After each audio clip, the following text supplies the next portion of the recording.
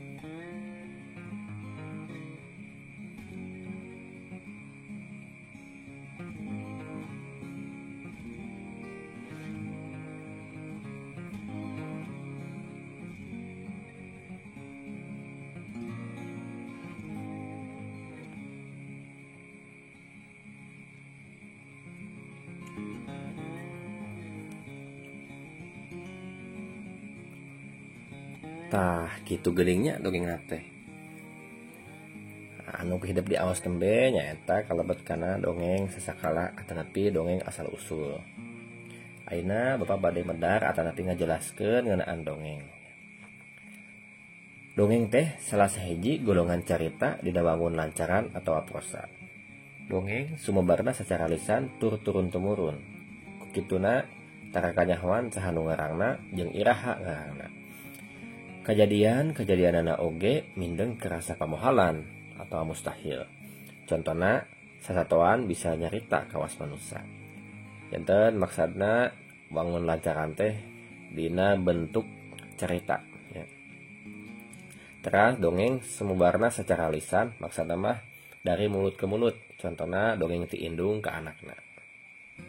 Lajeng ayeuna papasingan dongeng atanapi pembagian dongeng ya. Nu kahiji nyaeta dongeng parabel. Nu kadua Sasakala, katilu fabel, kaopat mite, kalima babad atanapi sage. Nu kahiji dongeng parabel nyaeta dongeng anu eusina nyaritakeun ngeunaan kahirupan jalma biasa. Contona si kabayan ngalah nangka, si kabayan ngalah tutut, si kabayan ngadepaan lincar, jeung rea-rea deui. Nu kadua, dongeng fabel. Nyata dongeng anu eusina nyaritakeun papatah pelakuna rea-reana sasatoan. Contona gagak hayang jadi merak, sakadang peucang jeung sakadang buaya, sakadang kuya jeung monyet jeung rea-rea deui. Nu katilu nyata dongeng babad atanapi sage. Nyata dongeng anu nyaritakeun kejadian atawa jelema anu aya patalina jeung sajarah. Contona Prabu Siliwangi dipati ukur Syekh Kuro jeung rea-rea deui. Janten maksudna mah teh dongeng anu tokohna tokoh sajarah, tokoh anu hirup, anu kacatet dina sajarah, ya, tokoh anu nyata. Benten tah sareng si Kabayan. Si Kabayan mah tokoh hayalan, teu aya di kieuna. Tapi nami nange dongeng tangtos caritana aya nu benten sareng carita dina sajarah anu aslina. Janten namina dongeng aya nu dikirangan, aya nu ditambihan. Kaopat, nah nyata dongeng mite. Dongeng anu eusina raket jeung kepercayaan masyarakat atawa nyaritakeun bangsa lelembut jeung hal gaib. Contona Nyi Roro Kidul. Ya. Anu kalima nyata dongeng sasakala tetapi dina basa Indonesia nama legenda. Nyata dongeng anu eusina nyaritakeun asal usul kejadian, tempat atau barang. Contohna anu tadi sasakala Gunung Bongkok, sasakala Situ Buleud, sasakala Situ Bagenit, sasakala Situ Patenggang jeung rea-rea deui. Janten salian ti asal usul tempat atau barang ieu tiasa oge asal usul sasatuan, asal usul tutubuhan sareng anu sanesna deui. Tah ieu tambihan atanapi catatan. Tapi saenyana eta papasingan dongeng teh teu mutlak. Bisa jadi aya dongeng anu kaasup kana dua jenis dongeng. Upamana dongeng sasakala gagak buluna hideung bisa kaasup kana dongeng pabel, bisa oge kaasup kana dongeng sasakala. Janten sasakala gagak buluna hideung ada kalebet kana dua jenis dongeng ya. Tiasa lebat kana dongeng pabel, tiasa lebat oge kana sasakala asal usul.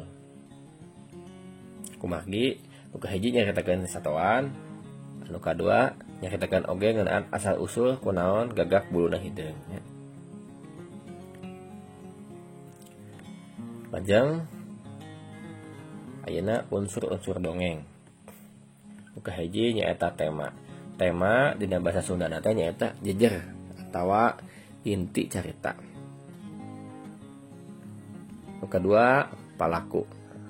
Palaku di dieu eta sakaligus sareng karakterna nya.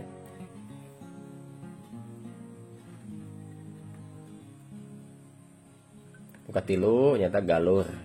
Galur teh runtuyan kejadian anu silih sinambung. Runtuyan teh maksana urutan ya. Silih sinambung maksana teh bersambung ya.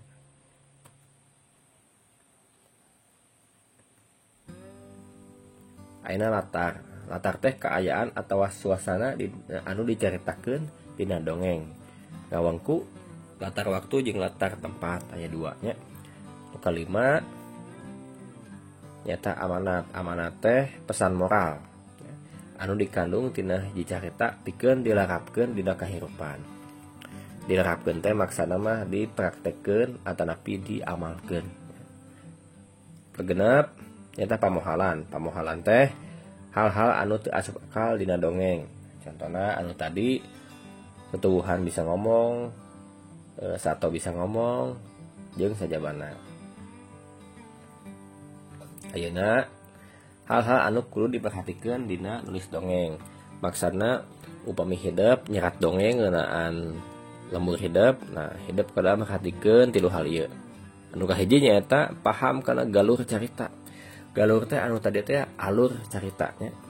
Nu kadua wanoh kana palaku-palakuna. Wanoh teh wawuh nya.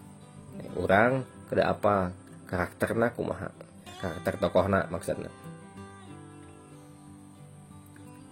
Nu katilu nyata tuliskeun deui ngagunakeun basa anu matak kataji atawa narik. Ya. Nah, ayeuna hal-hal anu kudu diperhatikeun dina ngadongeng. Maksudna hideup upami praktek ngadongeng. Nah, hideup kedah merhatikeun hal ieu nya. Nu kahiji nyaeta paham kana isi dongeng. Maksana paham kana galur caritana, palakuna jeung karakterna. Nu kadua ngagunakeun kekecapan anu gampang nepi ka harti. Upama aya kekecapan anu teu nepi ka harti bisa diganti ku sasarua anana. Tetapi sinonimna. Nu kadua ngatur sora. Sora kudu luyu sesuai jeung isi dongengna. Janten dina ngadongeng ulah salamina tarik, ulah salamina laun. Kedah luyu adalah sesuai jeung isi dongengna. Kaopat eta pasamon teh ekspresi. Pasamon kudu luyu atau sesuai jeung isi dongengna. Upama dongengna sedih, pasamonna oge kudu sedih. Kitu oge sebalikna. Ulah dogika patuker. Misalna dongengna sedih tapi pasamonna bunga atoh. Ayeuna nu kalima gerakan panon. Gerakan panon ulah museur ka hiji titik, tapi kudu sumebar ka sakabeh anu lalajo. Maksudna museur teh berpusat, fokus. Terus sumebar teh nyebar. Jantan gerakan panon ulah museur ka hiji titik, misalnya ka payun hungkul, tapi oge kudu nyebar ka sadaya anu lalajo. Ka kenca, ka tuhu, ka payun, ka pangker ya. Terus nu ka genep gestur atau gerak awak kudu ekspresif.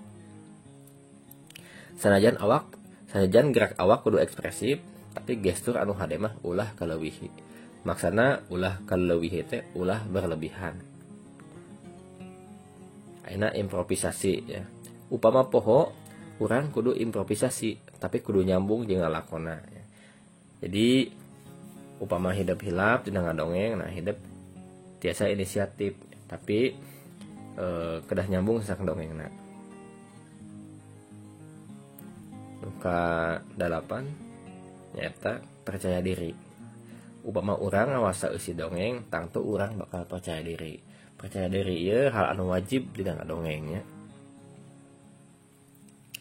Nah, ieu daftar pustakana bisa diawas.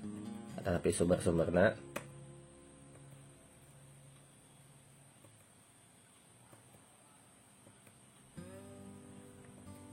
hatur nuhun sakitu bae padaran ti Bapa ngeunaan dongeng, mudah-mudahan manfaat kanggo sadayana. Wassalamualaikum warahmatullahi wabarakatuh.